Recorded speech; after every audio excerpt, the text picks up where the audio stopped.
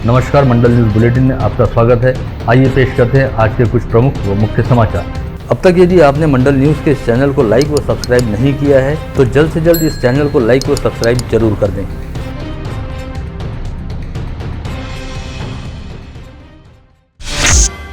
महाराष्ट्र में ओबीसी आरक्षण की वजह से अब तक लटके स्थानीय स्वायत्त संस्थाओं के चुनाव की प्रक्रिया आगामी 2 सप्ताह में शुरू करने का निर्देश विगत दिनों सुप्रीम कोर्ट द्वारा दिया गया था, जिसे महाराष्ट्र सरकार सहित राज्य के सभी राजनीतिक दलों के लिए काफी बड़ा झटका माना गया। ऐसे में ओबीसी आरक्षण के ही मामले को लेकर सुप्रीम कोर्ट द्वारा मध्य प्रदेश सरकार की रिपोर्ट पर क्या फैसला सुनाया जाता है, इस ओर सभी राजनीतिक दलों की निगाहें लगी हुई थी ताकि उस हिसाब से अपनी अगली रणनीति तय की जा सके। लेकिन सर्वोच्च न्यायालय द्वारा मध्य प्रदेश सरकार की ओर से पेश की गई रिपोर्ट को भी आज खारिज कर दिया गया है और महाराष्ट्र की तरह मध्य प्रदेश में भी आगामी 2 सप्ताह के भीतर चुनाव संबंधी प्रक्रिया को शुरू करने का आदेश जारी किया गया है। ऐसे में ओबीसी आरक्षण को लेकर बची खुद की आशाएं व आकांक्षाएं भी अब लगभग खत्म हो गई हैं।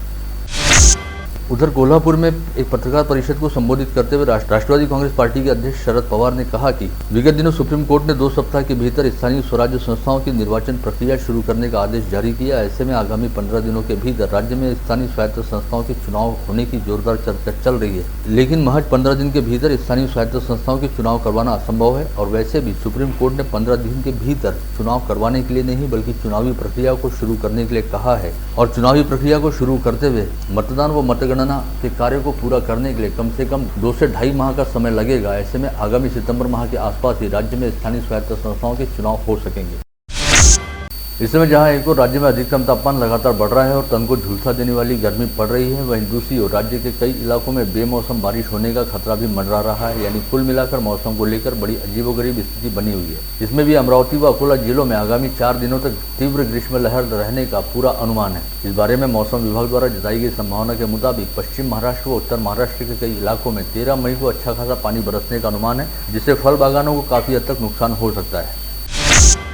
इस समय अमरावती शहर व जिले सहित समूचे राज्य में कोविड को लेकर स्थिति पूरी तरह से नियंत्रण में है और विदर्भ क्षेत्र के 6 जिलों सहित समूचे राज्य के कुल 11 जिलों में इस समय कोरोना का एक भी एक्टिव पॉजिटिव मरीज नहीं है। वहीं राज्य के अन्य जिलों में से 5 जिले बड़ी तेजी के साथ कोविड मुक्त होने की ओर अग्रसर हैं। ऐसे में इसे बेहद राहत वाली खबर कहा जा सकता है, जिसके चलते करीब 2 वर्ष पश्चात राज्य में रहने वाले सभी लोग चैन की सांस ले सकते हैं। लेकिन ध्यान देने वाली बात यह भी है कि कोविड संक्रमण का खतरा अभी पूरी तरह से टला नहीं है और राज्य के कुछ जिलों में संक्रमितों की संख्या में थोड़ा बहुत इजाफा भी हो रहा है। ऐसे में कुछ हद तक सजगता व सतर्कता बरतना बेहद जरूरी है।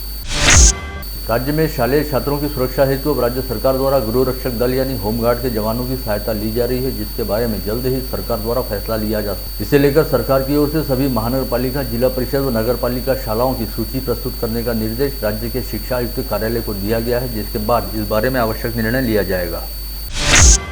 जिले की सांसद नवनीत राणा व बडनेरा के विधायक रवि राणा विगत माह 21 अप्रैल को अमरावती से मुंबई के लिए रवाना हुए थे, जहां पर उन्हें 23 अप्रैल को मुंबई पुलिस द्वारा राजद्रोह के आरोप में गिरफ्तार किया गया था और राणा दंपति करीब 12 दिनों तक न्यायिक हिरासत के तहत जेल में रहे और जमानत मिलने के बाद नवनीत राणा करीब 3 दिन मुंबई के ही अस्पताल में भर्ती रही, जहाँ से डिस्चार्ज मिलते ही राणा दंपति सीधे राजधानी नई दिल्ली के लिए रवाना हो गए ताकि खुद के साथ हुए अत्याचार की शिकायत केंद्र सरकार से की जा सके। ऐसे में उनकी अमरावती में रहने वाले अपने दोनों बच्चों से विगत 21 दिनों से मुलाकात नहीं हो पाई थी। ऐसे में राणा दंपति की 12 वर्षीय बेटी आरोही और 6 वर्षीय बेटा रणवीर अपने माता पिता से मिलने के लिए आज नागपुर के विमानतल से नई दिल्ली के लिए रवाना हुए, जहां पर पूरे 21 दिनों बाद उनकी अपनी माता पिता से आज मुलाकात होगी। मेरे मम्मी पापा ने हनुमान चालीसा पढ़ी, इसमें कौन सा गुनाह है? इस चीज़ के लिए उनको 13-14 दिन जेल में डाला। मैं और मेरा भाई उनको बहुत मिस कर रहे थे, इसलिए हम आज दिल्ली जा रहे हैं उनसे मिलने। नागरिकों की समस्याओं और दिक्कतों को हल करने के लिए सरकार आपके द्वार की संकल्पना के तहत राज्य मंत्री बच्चू कडू द्वारा 11 से 17 मई के दौरान जगह जगह पर कर्तव्य पूर्ति यात्रा का उपक्रम आयोजित किया जा रहा है, जिसके तहत सभी नागरिकों की सभी विभागों से संबंधित विभिन्न समस्याओं को एक ही स्थान पर हल किया जाएगा। इस आशय का प्रतिपादन राज्य के जल संपदा राज्य मंत्री बच्चू कडू द्वारा किया गया। आगामी 13 मई को समूचे राज्य के सिनेमाघरों में सुल्तान शंभू सूबेदार नामक मराठी फिल्म रिलीज होने जा रही है। इस फिल्म में मुख्य भूमिका निभाने वाले अमरावती निवासी बाल कलाकार यश गिरोलकर द्वारा आज मंडल न्यूज के साथ विशेष तौर पर बातचीत की गई, जिसमें उन्होंने कहा कि वे सभी दर्शकों से प्यार व आशीर्वाद मिलने की उम्मीद रखते हैं। साथ ही इन दिनों जहां हर कोई केवल अपने आप में सिमटा हुआ है, किसी के पास किसी के दुख दर्द को सोचने और समझने के लिए वक्त नहीं है, वहीं इन दिनों छोटी छोटी बातों को लेकर जाति व धार्मिक तनाव वाली स्थिति बन जाती है। ऐसे में मानवीय संवेदनाओं के साथ साथ हिंदू मुस्लिम एकता का संदेश देने वाली एक बेहतरीन फिल्म महाराष्ट्र के दर्शकों के सामने है, जो आगामी 13 मई को अमरावती शहर के प्रभात टॉकीज में रिलीज होगी। साथ ही समूचे महाराष्ट्र के सिनेमा घरों में भी प्रदर्शित होगी। अतः सभी दर्शकों को चाहिए कि वे इस फिल्म को नजदीकी सिनेमा घरों में जाकर जरूर देखें। पूरी एक्टिंग करने मतलब पूरा अपना बेस्ट दिया और सबको, जैसे एक सीन था हमारा, मतलब उसमें इमोशनल सीन था, तो जो अपोजिट एक्टर थे तो उनको रुलाने के लिए मुझे वो डायलॉग बोलना था, तो वो इतने मैंने अच्छे से किया। वो सर ने भी मेरी बहुत तारीफ की कि फिर वो इमोशनल सीन अच्छे तरीके से हमारा हो गया। फिर इसके वजह से और बहुत सारे फिर सीन्स आए जिसमें मस्ती भी हुई। फिर गाने हैं हमारे पिक्चर में, 2 गीत है, दूर दूर धावते और देवा तुझे काळीज का भाषण। इतना इमोशनल गाना है कि अगर कोई भी वो गाने को देखेगा तो उसके आँख में से आंसू तो निकलेंगे ही, मतलब वो इतना इमोशनल गाना है। फिर दूर दूर धावते एक रोमांटिक सॉन्ग है, इसमें शंभू सूबेदार और आशा का रोमांटिक मतलब थोड़ा रोमांस दिखाया है, उनका डांस है थोड़ा सा। फिर हमारा एक वंदे मातरम करके गीत है, वंदे मातरम, जिसमें मतलब मेरा डांस कंपटीशन रहता है तो मैं उसमें परफॉर्म करता हूँ। तो वो डांस कंपटीशन में मतलब मैं फर्स्ट आता हूँ। फिर और बहुत अच्छा वो गाना है। फिर उसके बाद जैसे जैसे आगे बढ़ता रहा तो हमारा मतलब सब एक्टिंग के जो भी कलाकार मतलब जो एक्टर्स थे एक्ट्रेस थे, देखिए अभी मुंबई में सबको बहुत पसंद आई। और ये पिक्चर से मैं यही कहना चाहूँगा सभी को कि ये पिक्चर में मानुष की क्या मतलब इंसानियत क्या है, सच्ची इंसानियत क्या है, ये आपको दिखाई गई। जैसे बेटा और बाप का जो प्यार हमें कम दिखता है आजकल, मतलब ज़्यादा वो दिखाते नहीं है बेटा और बाप में, तो ये पिक्चर में आपको बाप और बेटे का इतना अटूट प्रेम दिखेगा, इतना ज़्यादा प्यार दिखेगा कि मैं आपको बता नहीं सकता। ये आप मूवी में देख सकते हैं कि केंद्रीय रेलवे बोर्ड की प्रवासी सुविधा समिति ने गत रोज अमरावती व बन्नेरा रेलवे स्टेशनों का दौरा करते हुए यहां पर यात्रियों की सुविधाओं के लिहाज से उपलब्ध व्यवस्थाओं का जायजा लिया। साथ ही कई यात्रियों के साथ बातचीत करते हुए भी रेलवे स्टेशनों पर उपलब्ध सुविधाओं के बारे में उनके अभिप्राय जाने। इस समय अधिकांश रेल यात्रियों ने रेलवे स्टेशन पर उपलब्ध सुविधाओं को लेकर अपना समाधान व्यक्त किया। शहर में एक बार फिर डेंगू की संक्रामक महामारी दस्तक देती दिखाई दे रही है। शहर के कई अस्पतालों में डेंगू के मरीज पाए गए हैं, जिसकी जानकारी शहर स्वास्थ्य विभाग को दी गई, लेकिन अब तक मनपा प्रशासन द्वारा डेंगू के प्रबंधन को लेकर किसी भी तरह की कोई कार्रवाई शुरू नहीं की गई है। विधानसभा के 15 विधायकों का समावेश रहने वाली विमुक्त जाति व भटके जमाती कल्याण समिति आगामी 18 मई से अमरावती जिले के दौरे पर। इस समिति द्वारा महानगर पालिका सहित जिला परिषद, पुलिस आयुक्त कार्यालय, जिलाधीश कार्यालय व समाज कल्याण कार्यालय आदि विभागों का जायजा लिया जाएगा। शहर में अवैध होर्डिंग पर कार्रवाई करने का नियोजन करने वाले मनपा प्रशासन द्वारा खुद अपनी ही इमारत पर लगे अवैध होर्डिंग पर किसी भी तरह की कोई कार्रवाई नहीं की जा रही। इन दिनों बाजार व लाइसेंस विभाग की मिलीभगत से शहर में अवैध होर्डिंग का बोलबाला इतना अधिक बढ़ गया है कि अब खुद महानगर पालिका की सरकारी इमारत भी इससे अछूती नहीं है और महानगर पालिका की सरकारी इमारत के ठीक ऊपर बिना किसी वैध अनुमति के अवैध होर्डिंग लगा हुआ है। शहर के सुखली कंपोस्ट डिपो पर जो कचरे के पहाड़ खड़े हैं, उस कचरे पर प्रक्रिया करने के लिए 19 करोड़ रुपए की लागत मूल्य का बायोमाइनिंग प्रोजेक्ट महानगर पालिका द्वारा मंजूर करते हुए इस प्रकल्प के लिए टेंडर प्रक्रिया शुरू की गई है। इससे पहले 26 अप्रैल को महाटेंडर पोर्टल पर बायोमाइनिंग की निविदा प्रकाशित की गई थी, जो 6 मई को खुलने वाली थी, लेकिन मनपा प्रशासन ने 6 मई से पहले ही बायोमाइनिंग के टेंडर को पोर्टल से हटाकर जेम पोर्टल पर जारी किया, जिससे महाटेंडर पर जारी निविदा प्रक्रिया में हिस्सा लेने वाली एजेंसियों को दोबारा टेंडर भरना पड़ा। ऐसे में अचानक ही महाटेंडर से हटाकर जेम पोर्टल पर निविदा जारी करने पर अब सवाल उठाए जा रहे हैं।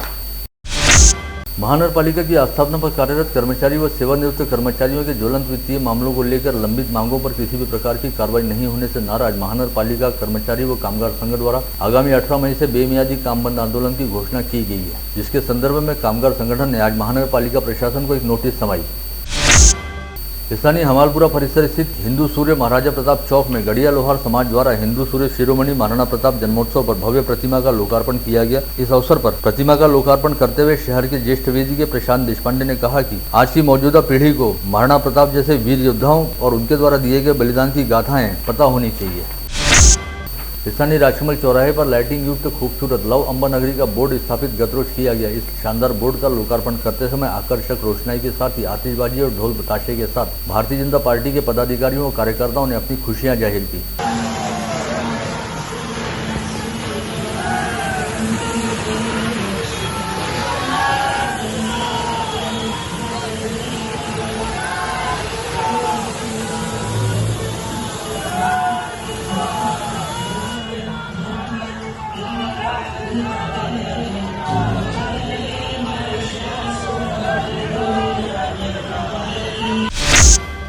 डॉक्टर प्रियंका दीवान की हत्या करने के आरोप में गिरफ्तार किए गए डॉक्टर पंकज दीवान की पुलिस कस्टडी की अवधि को गत रोज स्थानीय अदालत द्वारा बढ़ा दिया गया है। ऐसे में डॉक्टर पंकज दीवान को आगामी 13 मई तक पुलिस कस्टडी में रहना होगा। वहीं डॉक्टर पंकज दीवान की मां को अदालत ने न्यायिक हिरासत के तहत मध्यवर्ती कारागार में भेज दिया है।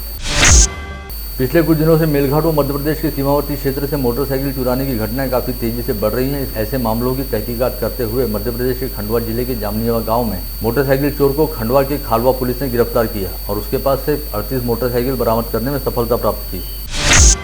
गाड़गनगर पुलिस थाना क्षेत्र के रामपुरी कैंप गली नंबर 3 में रहने वाले प्लास्टिक के व्यवसायी महेश शोभानी को प्लास्टिक के कैरी बैग का माल देने के नाम पर अहमदाबाद के काठावाड़ा में रहने वाले केतन कुमार त्रम्बाई ने ऑनलाइन 45,000 रुपए की ठगबाजी की। हाल ही में घातक हथियार साथ में रखने और हत्या करने के प्रयास के अपराध में गाड़गनगर पुलिस ने अंसार नगर निवासी मोहम्मद जीशान नामक आरोपी को गिरफ्तार किया था। इस आरोपी ने पुलिस लॉकअप की ताला कुंडी में अपना सिर पटक कर खुद को गंभीर रूप से घायल करते हुए आत्महत्या करने का प्रयास किया। ऐसे में पुलिस ने उसके खिलाफ विभिन्न धाराओं के तहत एक और अपराध दर्ज किया है। चांदुरबाजार तहसील के जसापुर में मामूली बात को लेकर देवानंद वाकोड़े को पवन वाकोड़े व प्रफुल्ल वाकोड़े इन दो लोगों ने रास्ते पर ले जाकर बेदम पिटाई की। इस हमले में देवानंद वाकोड़े की मौत हो गई। चांदुरबाजार पुलिस ने हत्या का मामला दर्ज करते हुए तलाश शुरू की है। राजापेट पुलिस थाना क्षेत्र के पुराना MIDC रोड पर प्रियंका कॉलोनी में डॉक्टर पति सहित ससुराल पक्ष के 7 सदस्यों के खिलाफ विवाहिता महिला द्वारा जबरन गर्भपात कराए जाने की शिकायत पुलिस में दर्ज कराई गई है। मेलघाट के रानी गांव से मध्य प्रदेश की ओर विवाह की बारात लेकर जा रहा एक मिनी ट्रक रानी गांव घाट में पलटी खा गया। इस हादसे में दगड़िया बाडोले नामक व्यक्ति की मौत हो गई, वहीं 7 लोग गंभीर रूप से घायल हो गए। मोर्शी के गांधी चौक परिसर में आंखों में मिर्च पाउडर झोंक कर एक ज्वेलर्स को लूटने की घटना आज दिन दहाड़े करीब 2:30 बजे के आसपास घटित हुई, जिसमें सुनील नगरकर नामक ज्वेलर्स को अज्ञात आरोपियों द्वारा लूट लिया गया। गाड़गनगर पुलिस थाना क्षेत्र अंतर्गत दत्त विहार कॉलोनी निवासी नीलेश टोपरे द्वारा दी गई शिकायत में जानकारी दी गई कि सुबह के समय वह VMB पोस्ट ऑफिस में साफ सफाई करने गया था, जहां पर UPS की 7 बैटरी और वेट मशीन सहित 22,000 रुपये का माल किसी अज्ञात चोर ने चुरा लिया। बडनेरा के अलंकार पार्क निवासी देवेंद्र जाम्बूरकर के घर पर चोरों ने बीती रात सेंध लगाकर 4 लाख रुपए का माल चुरा लिया। शिकायत मिलने पर पुलिस ने घटनास्थल पहुंचकर पंचनामा किया और मामले की जांच शुरू की। आप देख रहे थे मंडल न्यूज बुलेटिन। हमारे चैनल को लाइक करें, शेयर करें और हाँ, सब्सक्राइब करना ना भूलें। कल होगी आपसे फिर मुलाकात, तब तक के लिए धन्यवाद।